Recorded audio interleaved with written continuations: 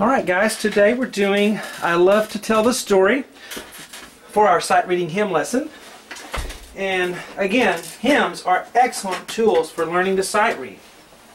Even if you're not into the spiritual aspect of it or religious aspect, just the musical value is tremendous that you can get from hymns. And those of you who have been telling me that they've really been helping you in your sight reading, so that's great. Let's listen to this hymn.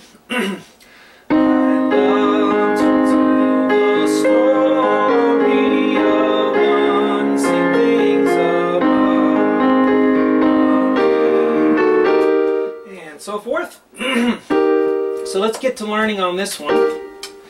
Hello, I'm Shawn Cheek. Welcome to my sight reading lessons that are on ShawnCheek.com.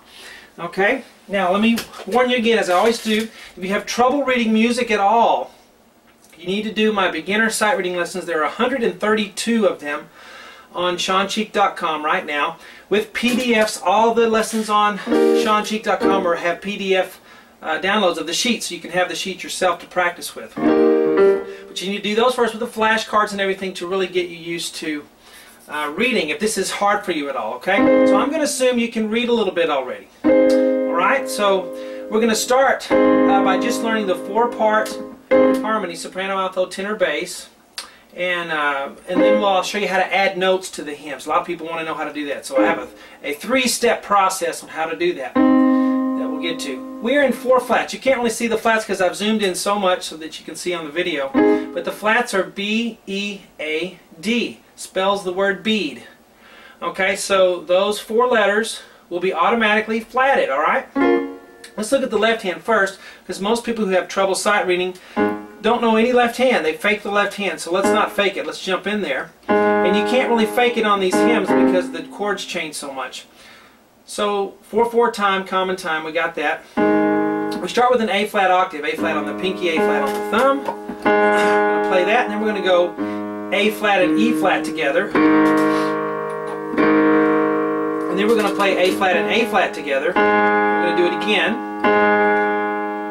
And then we're going to go A flat with the thumb, and the bass is going to go C and then E flat.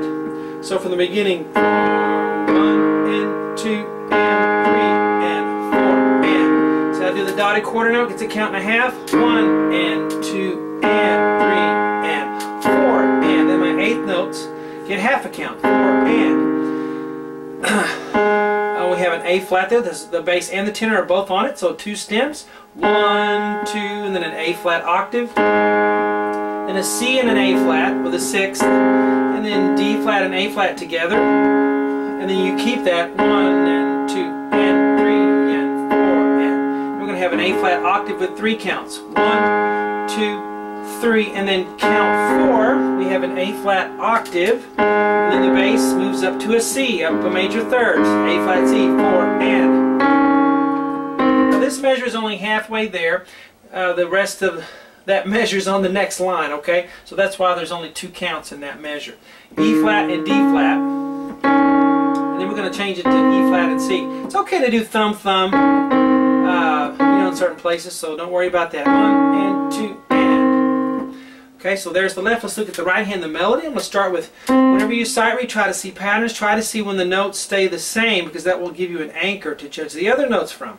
Look at all the C's. So let's use that as our anchor on our thumb. E flat's on top. I'm going to use a 1 and a 2. And then 1 and 4 for C and A flat. Back to C and E flat 2 times. Back to C and A flat. I'm using 1 and 4 for there. Bum, bum, bum, bum, bum. And then 1 and 2 and 3. Now here, E flat and C, I'm going to use 2 and 5. You can use 5 and 1 if it's too far of a reach. And then the next one, D flat and B flat, I'm going to use a 4. And then I'm going to use a C and E flat, C and A flat, I'm going to use a 3. So that the top soprano is 5, 4, 3, 4.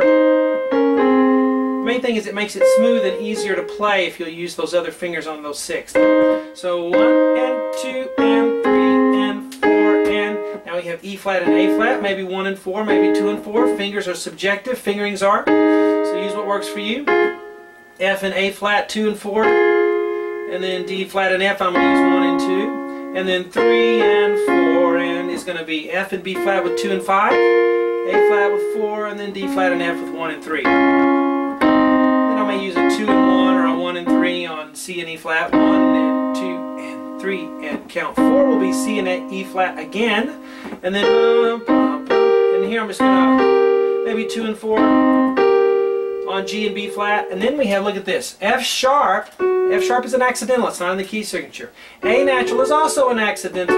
The natural goes with the A on top, the sharp goes with the F on the bottom. So F sharp and A natural. 1 and 2 and, so maybe 2 and 4, or maybe 1 and 4, and then 2 and 3 there.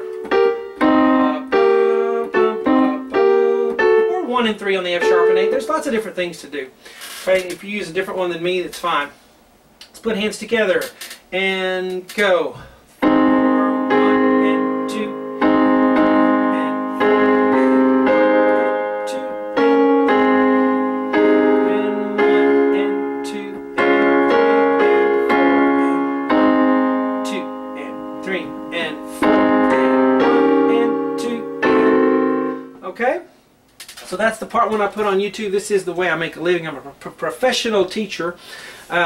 Teach online lessons. So thank you guys who are subscribing to my website, ShawnCheek.com.